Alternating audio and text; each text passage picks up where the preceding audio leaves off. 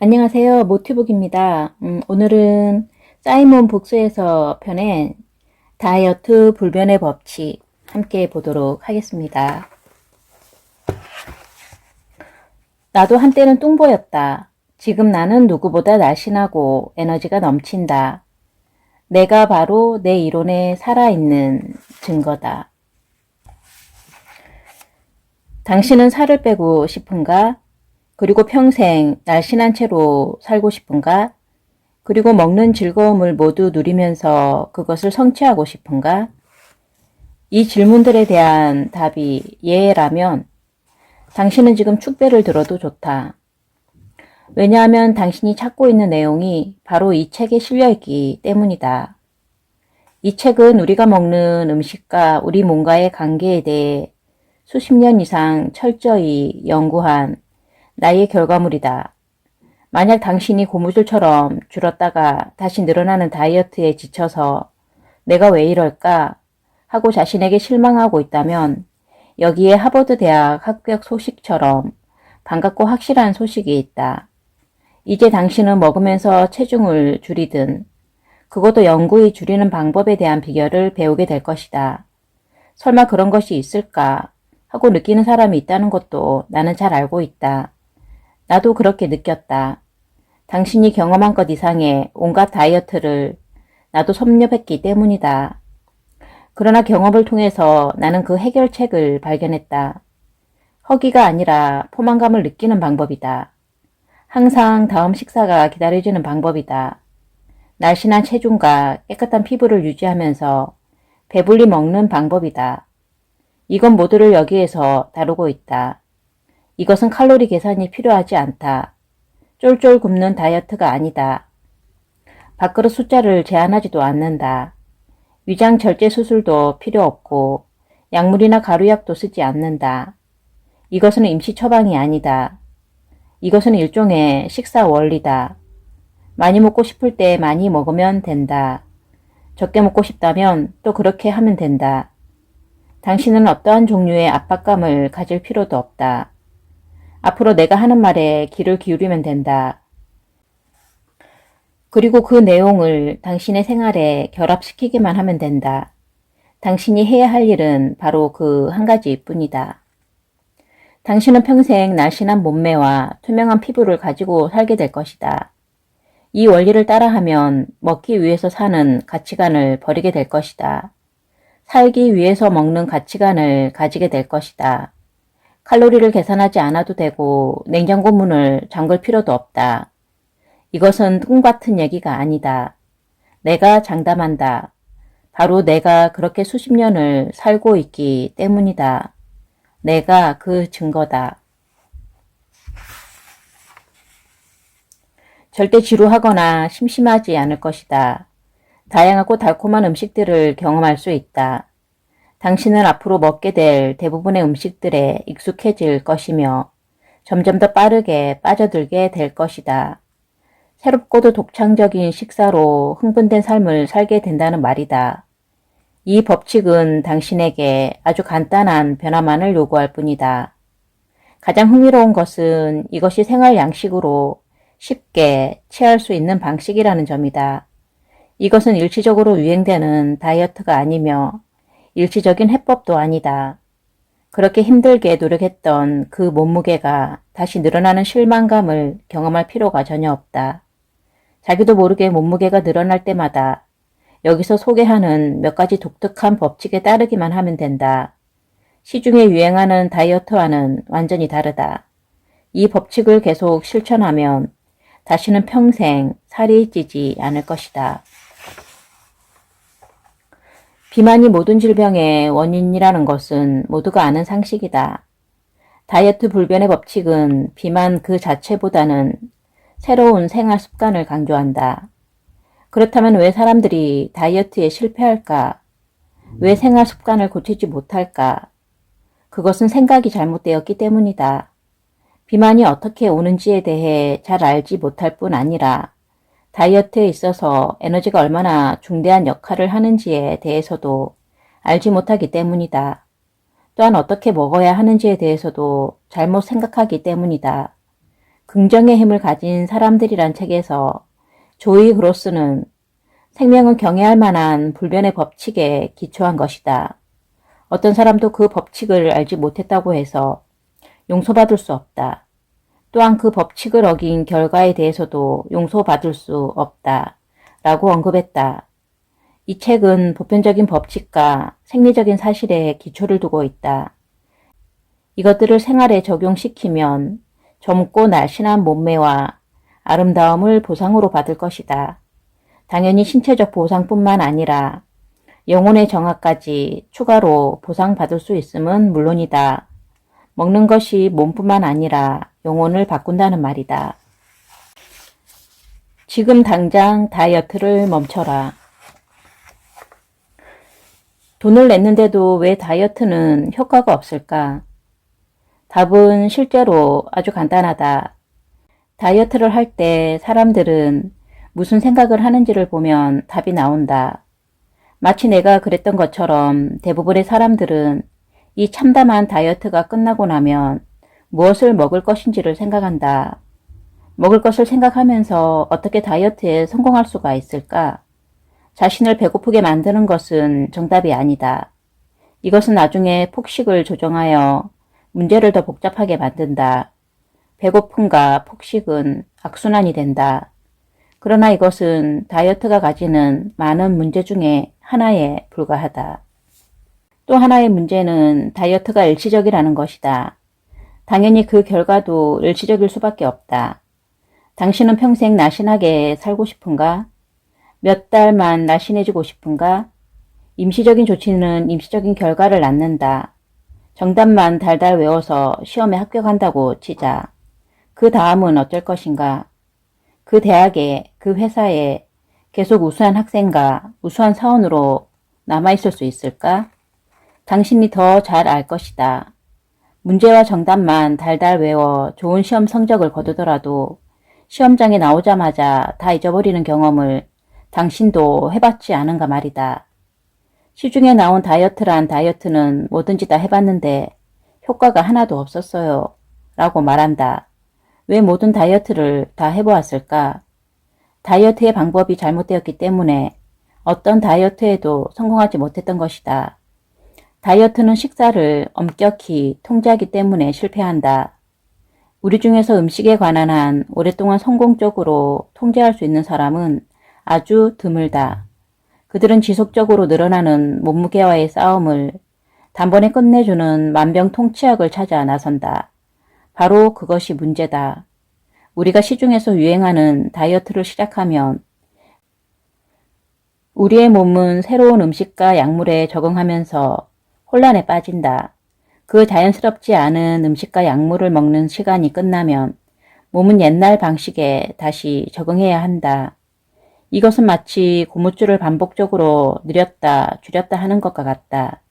결국 그것은 끊어질 것이다.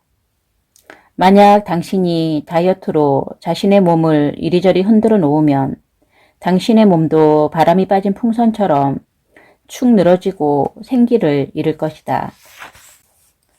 내 앞에 한 남자가 서 있었다. 그는 내가 만나본 사람 중에 가장 맑은 사람의 얼굴을 하고 있었다. 동양에서 말하는 현자의 얼굴을 하고 있었다. 그 사람을 보자마자 나는 금방 눈치챌 수 있었다. 나는 그가 자신의 몸을 사랑하고 있다는 것을 금방 알 수 있었다. 그의 빛나는 눈과 투명한 피부, 온화한 자태, 잘 균형 잡힌 몸매가 그것을 증명해주기 때문이다. 고백하건대 나를 포함해서 내가 과거에 조언을 구했던 모든 건강 전문가들은 사실 전혀 건강해 보이지 않았었다. 그러나 그는 달랐다. 그는 나를 보자마자 나에 대해서 모두 알고 있다는 듯이 말했다. 알고 있겠지만 당신은 자신을 죽이고 있어요. 이제 그런 일은 그만두세요. 나는 마치 크리스마스 트리처럼 눈에 불을 켜고 그를 바라보았다. 그의 한마디로 나는 모든 것이 무너졌고 모든 것을 새로 시작할 수 있었다. 몇 시간 만에 젠슨 씨는 아주 간결하고 이해하기 쉬운 방법으로 정확히 왜 내가 뚱뚱하고 왜 내가 체중을 줄이기 위해 발버둥을 쳐도 그렇게 할 수 없었는지 설명해 주었다. 그 모든 것이 충격이었으며 나는 그 단순하지만 명확한 논리에 말문이 막혔다. 그렇다. 진정으로 진실한 것들은 단순하다. 온갖 지식으로 상대방을 교란해서 돈을 뽑아먹는 방식이 아니기 때문이다. 그는 아주 단순하고도 명확한 어조로 불과 몇 분 만에 나의 상태를 진단했고 해결책을 내려주었다. 나는 전에 알지 못했던 기쁨과 안도감으로 충만했다. 나는 아주 운이 좋았다. 그 이후 3년 반 동안 젠슨 씨에게서 가르침을 받을 수 있었기 때문이다. 그것은 엄청난 경험이었다. 그는 자연유생학의 대가였다. 그의 말 한마디 한마디가 모두 새로운 것이었다. 나는 자연위생학에 관하여 내가 발견할 수 있는 것은 뭐든지 구해서 읽었다. 나는 자연위생학을 연구하고 실천하고 가르치는 것을 내 평생의 업으로 삼기로 마음먹었다. 산타바바라를 떠난 후 나는 10년 동안 자연위생학을 철저히 연구하였다. 수년 동안 나는 자연위생학을 생활 양식으로서 어떻게 이용할 것인가에 대해 사람들에게 개인적으로 상담해 주었다. 또한 지금까지 그 일을 계속해오고 있다. 나는 식사 습관을 바꿨다. 그리고 저절로 그렇게 된 것이다. 눈에 띄게 증가한 에너지와 맑아진 영혼 또한 새로운 선물이었다. 난 이제 언제나 에너지가 넘쳐난다. 어쩜 그렇게 변할 수 있었냐고 물어보는 사람들이 많아졌다.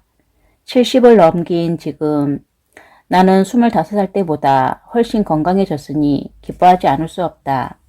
스승을 만난 덕이다. 자연위생학이 무엇인가 당신은 궁금할 것이다. 이 단어를 처음 듣고 이를 닦는 것으로 생각했다면 당신이 맞았다. 위생학은 청결을 의미한다. 자연이란 단어는 인위적인 힘에 의해 방해받지 않는 것을 암시한다. 우리 몸은 언제나 독성이 있는 노폐물을 지속적으로 흡해냄으로써 건강을 얻는다. 이것이 자연위생학의 기본이다. 이것은 음식이 사람의 수명과 삶의 질에 미치는 효과를 이해하는 기본적인 원리다. 이것은 질병을 예방하고 건강한 인생으로 살게 하는데 초점을 둔다. 인간은 자연의 법칙을 지속적으로 위반해왔다. 당연히 우리는 평생 동안 그 잘못된 결과와 싸워야 했다. 자연위생학은 그 문제의 원인을 제거하는 법을 가르쳐준다. 자연의 법칙에 따르기만 하면 인간은 살이 찌지도 않고 병에 걸리지도 않는다는 개념에 근거하고 있다.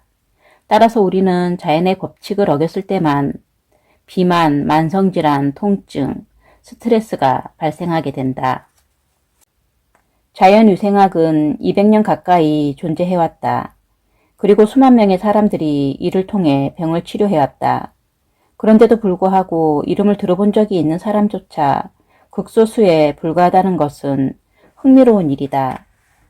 이 책을 읽기 전에 당신도 자연위생학이라는 이름을 들어보지 못했을 것이다.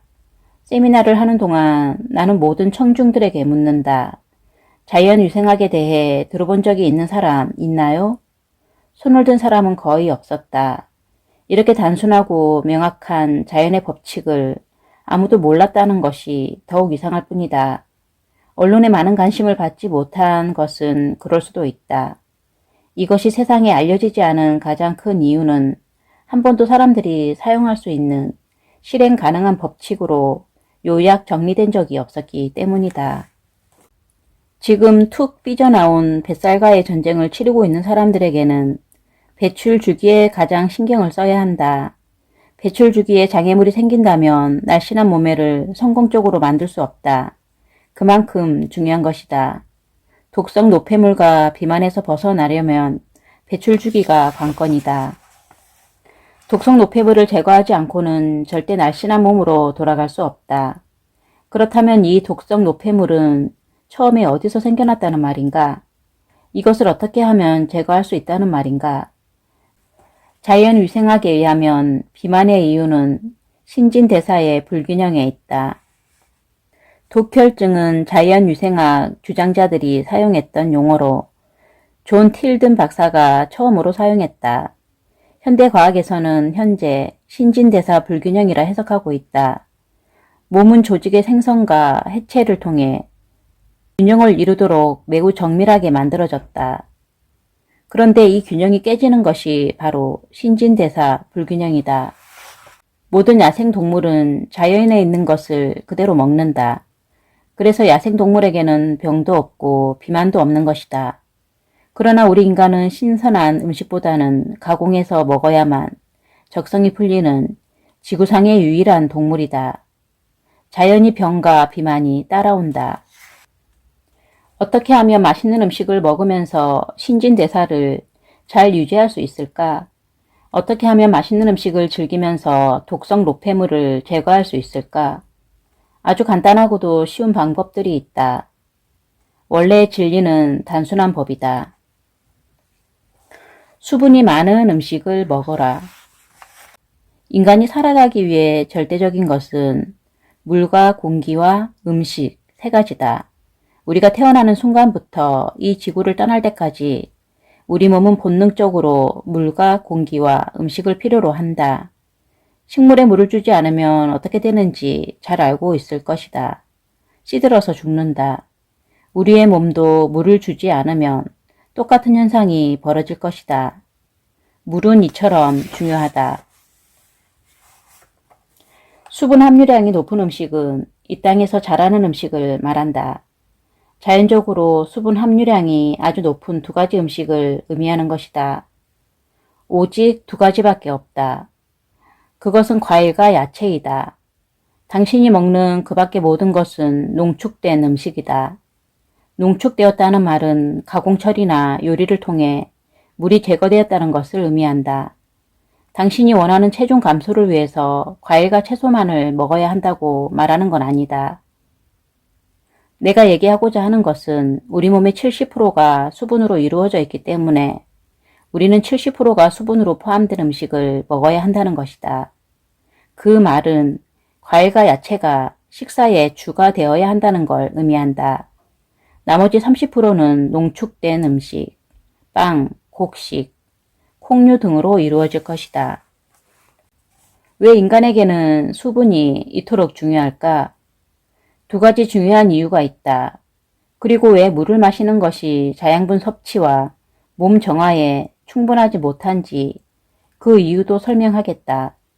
수분은 음식에 있는 영양분을 몸의 모든 세포에 전달하는 역할과 독성 노폐물을 제거하는 역할을 한다. 수분 함유량이 높은 음식을 먹는다는 말은 몸이 필요로 하는 모든 것이 들어있는 음식을 먹는다는 걸 의미한다. 몸무게를 줄이는 데 있어서 정화나 해독은 가장 중요하고 가장 먼저 선행되어야 한다. 우리 몸에 있는 것은 그것이 무엇이든지 깨끗하게 세척해야 한다. 유일한 해결책은 수분 함유량이 높은 음식을 먹는 것이다. 물을 마시는 것은 소용이 없다. 지금부터 밥상을 앞에 두면 식사의 70%가량이 수분이 많은 음식으로 되어 있나 살펴보라. 건강하고 날씬한 몸매를 가지고 싶다면 스스로에게 이 질문을 해야 한다. 우리는 우리 몸에 거스르는 방식을 그만두고 협력하는 방식을 택해야 한다. 그렇게 하는 완벽한 방법은 몸을 막히게 하는 음식을 뚫어내는 음식으로 바꾸는 일이다. 만약 무엇이 맛이 좋은지만 생각한다면 몸을 세척하거나 독소를 제거할 수 없을 것이다. 혀끝이 좋아하는 음식만 먹으면 독소가 쌓이고 살이 찌는 것이다. 음식을 즐기지 말라고 하는 것이 아니다. 맛 좋은 음식을 먹되 몸이 원하는 것을 먹으라는 것이다. 내가 말하고자 하는 것은 수분을 많이 함유한 음식 70%, 농축된 음식 30% 비율의 식단 개념을 갖자는 것이다. 과일과 야채는 여러분이 상상하는 것보다 훨씬 더 많은 것을 선물로 줄 것이다. 이 모든 것은 간단한 한 문장으로 요약될 수 있다.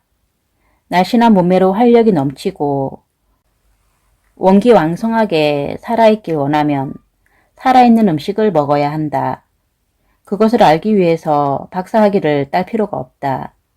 살아있는 몸은 살아있는 음식으로 만들어진다. 살아있는 음식은 수분 함유량이 많은 음식이다. 수분이 많지 않다면 그 음식은 살아있는 것이 아니다. 매일 먹는 음식의 대부분이 가공 처리되었거나 변형된 음식이 차지한다면 그것이 우리 몸에 어떤 영향을 미치게 될 것인지는 당신의 상상력에 맡기겠다. 과일과 야채에는 수분이 엄청나게 많다. 다른 음식들은 모두 농축되어 있다. 요리나 가공 처리되는 과정에서 수분이 거의 다 빠져나가기 때문이다. 무엇이 되었든 가장 중요한 것은 수분이 많은 음식을 정기적으로 먹는 것이 중요하다는 것을 마음에 새기는 것이다. 만약 그것을 무시한다면 당신은 절대 비만에서 탈출할 수 없을 것이다. 이것을 명심하기 바란다.